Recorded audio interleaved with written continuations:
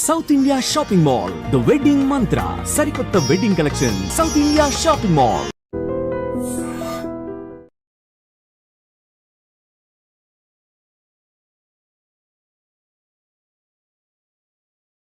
మోక్షమును పొందడానికి ప్రధాన ఉపకరణం ఎవరు అంటే పత్ని. అందుకని ఆమె ధర్మపత్ని. ఆ ధర్మమునకు పాడు చేసేది కామము. అది విశృంఖలత్వాన్ని పొందుతుంది. ఒక వయసు వచ్చిన తర్వాత కామమును ధర్మంతో ముడివేయకపోతే, కామము ధర్మమును అతిక్రమిస్తే ప్రమాదానికి వెళుతుంది. విశ్వనాథ సత్యనారాయణ గారు చెలియలి కట్ట అని ఒక నవల రాశారు. అది పురుషార్థముల గురించి. నిజానికి సముద్రం అంత గొప్పది. అది తలుచుకుంటే ఊళ్ళ మీదకి వచ్చేయగలదు. ఒకప్పుడు వచ్చేయలేదు, ఈ సీమలో వచ్చేయగలదు. కానీ చేతకాని దానిలా ఒడ్డు వరకు వచ్చి కెరటాలు వెనక్కి వెళ్ళిపోతుంటాయి. పురుషుడు తనంత తాను ఎంత శక్తివంతుడైనా, ఎంత కీర్తివంతుడైనా, ఎంత గొప్పవాడైనా తన ప్రతిజ్ఞకి తాను కట్టుబడతాడు. ధర్మీచ అర్థేచ కామీచ నాతిచరామి. ఈమెను దాటను, చెలియలి కట్ట, సముద్రము ఒడ్డును దాటనట్టు దాటడు, ఆమెను అతిక్రమించడు. ఆమె ధర్మపత్ని. ధర్మపత్ని అన్న మాటకు అర్థం ఏంటంటే కామము ధర్మంతో ముడిపడింది. మొట్టమొదట శరీరమునందు ఒక వయసు వచ్చిన తర్వాత మనసులో కలిగేటటువంటి కామము ధర్మంతో ముడిపడిపోతే అర్థము ప్రభవిస్తుంది అందులోంచి. కామము ఆమె యందు అన్వయమైంది కాబట్టి ఇప్పుడు ధార్మికమైన అర్థం కలిగింది. అందుకే ధర్మ ప్రజా సంపత్త్యర్థం అని సంకల్పం చెప్తారు వివాహంలో. ధార్మికమైన సంతానం కావాలి మాకు. కామము ధర్మముతో ముడిపడి ధర్మపత్ని యందు అన్వయమైతే కొడుకు కూతురు పుట్టారు. ఇప్పుడు ఈ కూతుర్ని కన్యాదానం చేసి 21 తరాలు తరించిపోయాయి. ఆ కొడుకు తన వంశాన్ని నిలబెట్టాడు. ఒకవేళ తండ్రి గారు పుణ్యం చేసుకోలేకపోయినా కొడుకు చేసినటువంటి పుణ్యము వలన 7 తరాలు తరించిపోయినటువంటి వాళ్ళు ఉన్నారు. కాబట్టి తరింపచేస్తాడు కొడుకు. ఇప్పుడు ఈయన తరించడానికి కారణం ఎవరయ్యారు? ఆమె కారణమైంది. ధర్మపత్ని యజ్ఞం చెయ్యాలి. యజ్ఞం చెయ్యాలి అంటే పక్కన ధర్మపత్ని ఉండాలి. ఒకవేళ ఆమె అనారోగ్యంతో ఉండి మంచంలో ఉంది, ఏం పర్వాలేదు, ఆమె ఉంటే చాలు. ఆమె మంచంలో పడుకుని ఉన్నా ఆమె ఉన్నది అని గుర్తు ఏమిటంటే ఉత్తరీయం ఎడమ భుజానికి తగలచ్చు. ఎడమ భుజానికి ఉత్తరీయం తగులుతోంది అంటే ఆయన మంగళస్వరూపి అని గుర్తు. భార్య ఉన్నవాడు మంగళప్రదుడు అని. అప్పుడు ఆయన యజ్ఞయాగాది క్రతువులు చేయొచ్చు. ఆమె లేదు, ఆమె శరీరం వదిలిపెట్టేసింది. పురుషుడికి 2 పోతాయి, ఇహము పరము 2 పోతాయి. ఎందుకని అంటే నిజానికి ఇల్లు అంటే ఇటకలతో కట్టినది కాదు. ఇల్లు అంటే గృహిణి గృహముచ్యతే. గృహిణి ఇల్లాలు. ఇంటికి వెళ్ళేటప్పటికీ అంత ప్రేమతో ఎంత అలిసిపోయిచ్చారో ఇది తినండి అని అంత ప్రేమతో మళ్ళీ తల్లిలా పెట్టగలిగేది ఎవరు అంటే భార్య. తన కామము ధర్మము చేత ముడిపడేటట్టు చేసి తను అంత క్లిష్టమైన ప్రసవ వేదన పొంది వంశాన్ని నిలబెట్టి ఆయనకు బిడ్డల్నిచ్చేది ఎవరు అంటే పత్ని, భార్య. ఆయన యజ్ఞయాగాది క్రతువులు చేయడానికి కారణం ఎవరు అంటే ఆమె. తన కడుపున పుట్టిన కూతురైనా కన్యాదానం చెయ్యాలంటే ఆమె లేకపోతే అధికారం లేదు. అంటే ఆయన చేసేటటువంటి సమస్త పుణ్యాలకి కారణం ఎవరు అంటే ఆమె. ఆమె వెళ్ళిపోయిందో ఇహము పరము 2 పోయి. ఇంటికి వెళ్ళేటప్పటికి ఆ ఆదరణ ఇది, ఆ సంతోషం ఇది, ఆ పిలిచేవాళ్ళు ఎవరు, ఆ తాపత్రయపడేవాళ్ళు ఎవరు, ఒంట్లో బాగున్నా బాగుండకపోయినా తిన్నారా తిన్నారా తిన్నారా అని తాపత్రయపడిపోయేది భర్త కూడా కోరని ఒకే ఒక కోరిక కోరేది ఎవరు అంటే పత్ని ఒక్కతే. ఆయన చేతిలో నేను విడిపోవాలి పసుపు కుంకాలతో అని అడుగుతుంది తప్ప ఆయన నా చేతిలో విడిపోవాలని ఎంత ప్రేమ ఉన్నవారు కోరరు. కంచి కామకోటి పీఠాధిపత్యం వహించిన చంద్రశేఖరేంద్ర సరస్వతి మహాస్వామి వారి చంద్రమౌళీశ్వరారాధన చేసి తీర్థమిస్తుంటే ఒక ఆవిడ వచ్చి చెయ్యి చాపింది. చెయ్యి చాపితే ఆయన తీర్థం ఇచ్చి ఆమె వంక చూశాడు. ఆమె, స్వామి నేను మిమ్మల్ని ఒక్క వరం అడగచ్చా అని కళ్ళంబట నీళ్లు ధార కింద పడిపోయి ఆయన ఆశ్చర్యపోయి ఏమమ్మా అని అడిగాడు. నా చేతులలో మా ఆయన వెళ్ళిపోయేటట్టు వరం ఇవ్వగలరా అంది. ఆయన తెల్లబోయి ఉద్ధరుడి గిన్నెలో పడేసి ఏమడిగావు అన్నారు. నా చేతులలో మా వారు వెళ్ళిపోయేటట్టు వరం ఇవ్వండి అంది. ఏమి అన్నారు. ఆయన అనారోగ్యంతో ఉన్నారు, జబ్బు మనిషి, మంచంలో ఉన్నారు. నేను సంపాదించి కష్టపడి పెట్టి ఆయన అలా కాపాడుకుంటున్నాను. నేను వెళ్ళిపోతే ఆయన్ని చూసేవాళ్ళు లేరు, ఆయన ఏమైపోతారో అని బెంగ. ఆయన వెళ్ళిపోయాక నాకు ఇంక అక్కర్లా ఈ ప్రపంచం. నా చేతిలో ఆయన వెళ్ళిపోయిన ఉత్తర క్షణంలో నేను వెళ్ళిపోవాలి, కానీ నేను వెళ్ళిపోయిన తర్వాత ఆయన ఉంటే నేను వెళ్ళలేను. అందుకని పసిపిల్లాన్ని చూసుకుంటున్నట్టు చూసుకుంటున్నాను. ఆయన ముందు నేను వెనక అయ్యేట్టు కొద్దిగా మార్పు చేసి పెడతారా? అంత సర్వసంగ పరిత్యాగి అంతటి మహాస్వామి 2 చేతులు వెనక్కి పెట్టి అలా ఉండిపోయారు. ఇది దేశ సంస్కృతి, ఇది దేశంలో దాంపత్యం అంటే, ఇది దేశంలో భార్యాభర్తలంటే. ఆమె కోరిన కోరిక ఎంత గొప్ప కోరికో చూడండి అన్నారు. ఆయన అనుగ్రహించారో అనుగ్రహించలేదో ఆయనకి ఎరుక. అంతటి దయార్ద్ర హృదయుడు ఎంత కదిలిపోయి ఉంటారో బహుశా. అంటే భార్యాభర్తల అనుబంధం అన్నది అంత గొప్పది. ప్రతి చిన్నదానికి విడాకులన్న మాట తెలియని జాతి భూమి మీద ఏదైనా ఉంటే అది ఒక్క భారతదేశమే. రామాయణంలో అంత తప్పు చేసినటువంటి అహల్యని కూడా తపస్సు చేయించి తప్పు దిద్దించి మళ్ళీ తన భార్యగా స్వీకరించిన వాడు గౌతముడు తప్ప కామం కోసం విశృంఖలత్వాన్ని పొందడం తెలియకపోవడం, ధార్మికంగా ధర్మపత్నిని స్వీకరించడం, ఇద్దరూ కలిసి ప్రస్థానం చేయడం, ఇద్దరూ ఒడిలిపోవడం, ఇద్దరూ మనవల్ని పొందడం, ఇద్దరూ వానప్రస్థంలో హాయిగా భగవంతుడి గురించి ఆలోచన చేస్తూ చిట్ట చివరి ఊపిరి వరకు ఈశ్వర సేవ చేస్తూ తరించిపోవడం. చక్రవర్తులైన వాళ్ళు కూడా ఈ దేశంలో కొడుకు పెద్దవాడయ్యాడు, వాడు ఇప్పుడు పరిపాలించగలిగిన సమర్థుడయ్యాడంటే అంత శక్తి ఉండి కూడా అంతఃపురాల్ని రాజ్యాల్ని వదిలిపెట్టేసి వానప్రస్థానికి వెళ్ళి తపస్సు చేసి తరించిపోయారు. అంతంత గొప్ప గొప్ప వాళ్ళు పుట్టినటువంటి దేశం, అంత గొప్ప కుటుంబ వ్యవస్థ. ఎంతసేపు ఆలోచన ఎట్లా ఉండేది అంటే నా వారిని నేను ఎట్లా కాపాడుకోవాలి. ఏదో అది తండ్రి వరకో తల్లి వరకో కాదు, తాత ముత్తాతల వరకు సగరుల్ని తరింపచేయడం కోసం భగీరథుడు అంత తపస్సు చేసి గంగావతరణం చేయించి త్రిపదగని చేయించి పాతాళలోకానికి తీసుకెళ్ళి 60,000 మంది సగరుల యొక్క బూది కుప్పల నుంచి ప్రవహింపజేశాడు. వాళ్ళందరూ ఉత్తీర్ణులై స్వర్గలోకానికి వెళ్ళారు. నాకెందుకు నా తాత ముత్తాత ఎక్కడి సగరులు అని అనుకోలేదు. అది ఆయన అంశుమంతుడు చేయలేకపోయాడు, సగరుడు చేయలేకపోయాడు, అంశుమంతుడు అయిపోయాడు, దిలీపుడు అయిపోయాడు, తర్వాత భగీరథుడు వచ్చాడు. అయినా అంత గొప్ప తపస్సు చేసి గంగావతరణం చేసి తరింపచేశాడు. ఈ లోకంలో ప్రత్యేకించి మనకి భారతదేశంలో కుటుంబ వ్యవస్థ అన్నది అంత గొప్పది. అన్నిటికన్నా చాలా చాలా గొప్ప విషయం భార్యతోటి భర్తకి, భర్తతోటి భార్యకి కలిసి ఉన్నటువంటి అనుబంధం.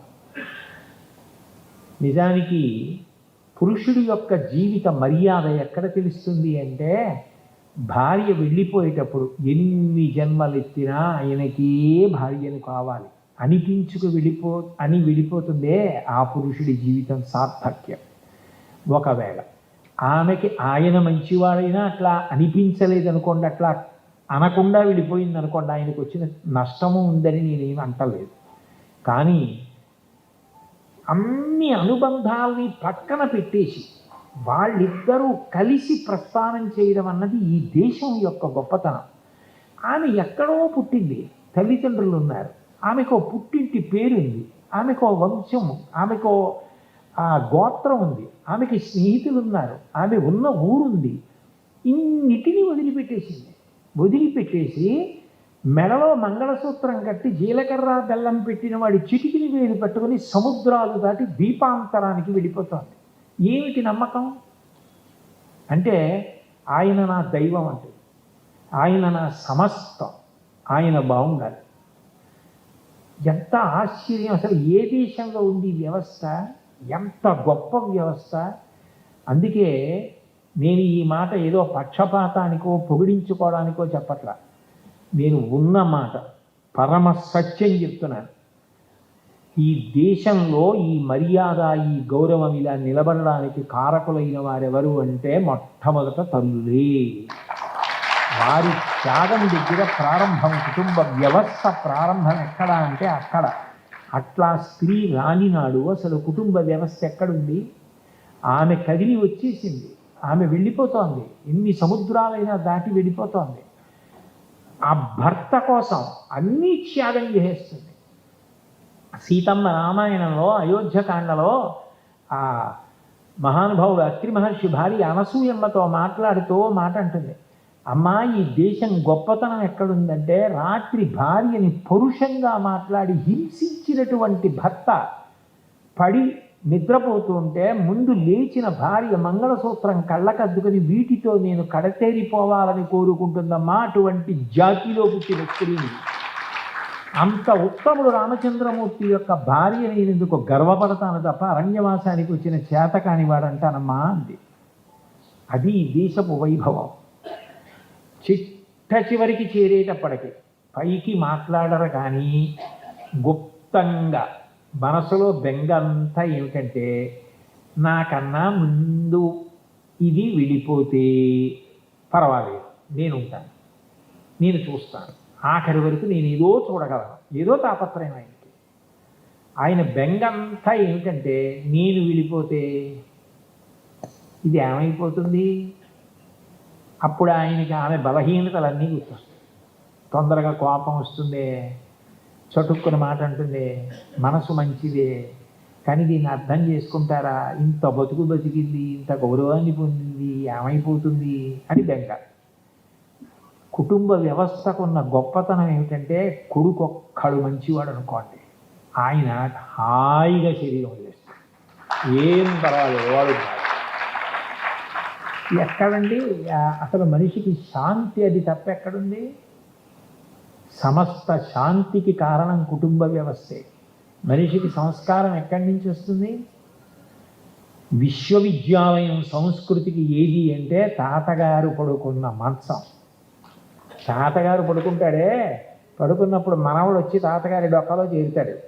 చేరి తాత తాత కథ చెప్పండి, తాతగారండి కథ చెప్పండి, తాతగారండి కథ చెప్పండి అంటాడు. తాతగారండి కథ చెప్పండి అంటే తాతగారు అప్పటికి చెప్పిన కథ మనవడు నిద్రపోవడానికి పనికొస్తుంది. ఒరే నాన్న, ఓ కాకి ఉందిరా, చెట్టు మీద కూర్చుందిరా, అది ఎక్కడి నుంచో పాపం కష్టపడి ఓ మాంసం ముక్క తెచ్చుకుంది, తిందామనుకుంది, ఇంతలో కిందకో నక్కొచ్చింది, కాకి బావా నువ్వు ఎంత బాగుంటావో, నీ అంత కాంతితో కూడిన నలుపు ఎవరికి ఉంటుంది అని దాన్ని ఎంతో పొగిడింది. కాకి నిజంగా అనుకుంది, నోట్లో ఉన్న మాంసం ముక్క వదిలిపెట్టి దాని కంఠం అంత బాగుంటుందని నక్క పొగిడిందని కావుని పాట పాడింది.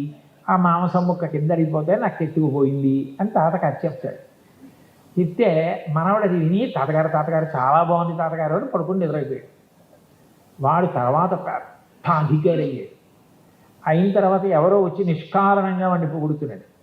పొగుడుతుంటే వాడు అనుకుంటాడు, చిన్నప్పుడు మా తాతగారి పక్కన పడుకున్నప్పుడు మా తాతగారికి అది చెప్పాడు, ఇలా నక్క పొగిడితేనే కాకి మాంసం మొక్క వదిలింది, మా తాతగారు చిన్నప్పుడే నేర్పారు, నేనేం అలా లొంగనంటాడు. తాతగారు మంచం విశ్వవిద్యాలయం పిల్లవాడి యొక్క వ్యక్తిత్వాన్ని చక్కదిద్దుతుంది.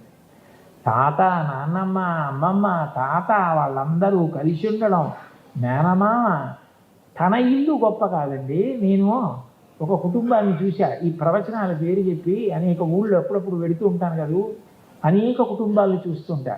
ఒక కుటుంబం నాకు తెలిసిన కుటుంబం ఉంది, మా అబ్బాయికి తెలుసు. ఆ ఇంట్లో కోడల్ని పురిటికి పంపించాడు మొట్టమొదటిసారి పెళ్లికానుకు. ఆ అమ్మాయి పుట్టింటికి వెళ్ళి 2 రోజులు ఉండి జ్వరం వచ్చేసింది. జ్వరంలో అత్తగారిని స్మరిస్తోంది.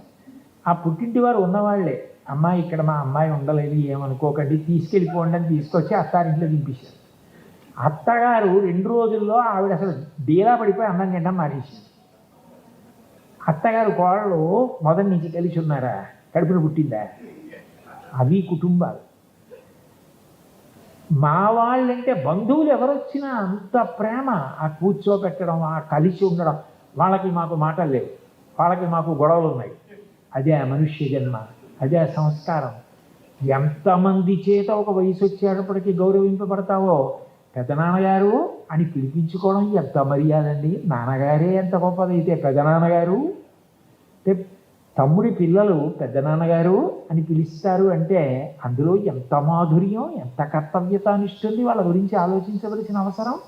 పెద్దనాన్నగారు అని పిలవడం ఎంత మధురమైన పిలుపు. అన్నయ్య అని పిలిస్తే ఎంత మధురం. చెల్లెలా అని పిలవడం, చెల్లెలింటికి వెళ్ళడం. అసలు కార్తీక మాసంలో భగినీహస్త భోజనం అని చెల్లెలింటికి వెళ్ళరా, చెల్లెలు అన్నం వాడికి లేక చెల్లెలింటికి వెళ్ళాలి, చెల్లెలు పెట్టిన అన్నం తినాలి, చెల్లెల్ని పిలవాలి, చెల్లెలికి పెట్టాలి. భగినీహస్త భోజనం అని పెట్టారు. అంటే మానవీయ విలువలకి ఎంత మర్యాదనిచ్చారో. ఇవి ఇంత గొప్పవైతే ఇంతకన్నా గొప్పది గురు శిష్య సంబంధం. ఆయన కుటుంబ వ్యవస్థలో ఒకడు కాడు, కానీ ఎవరికన్నా త్యాగమూర్తి ఎవరంటే గురువే.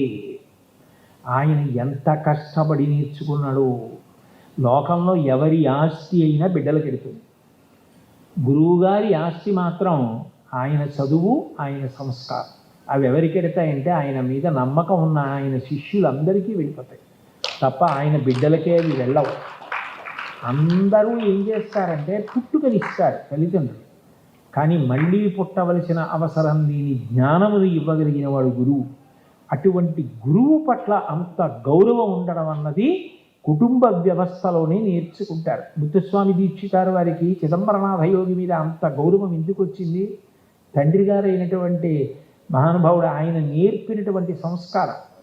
ఆ గురువుని గౌరవించడం. అబ్దుల్ కలాం గారంతటి వారు వ్రాసుకున్నారు జీవిత చరిత్రలో. చిన్నప్పుడు తన గురువు తనని తీసుకెళ్ళి ఆ పక్షి ఎలా ఎగురుతుందో చూపించడం వల్ల ఏరోనాటికల్ ఇంజనీరింగ్లో ఆయనకి ఎంత ఉత్సాహం కలిగిందో, ఎందుకు ఆ విద్యలోకి ప్రవేశించారో.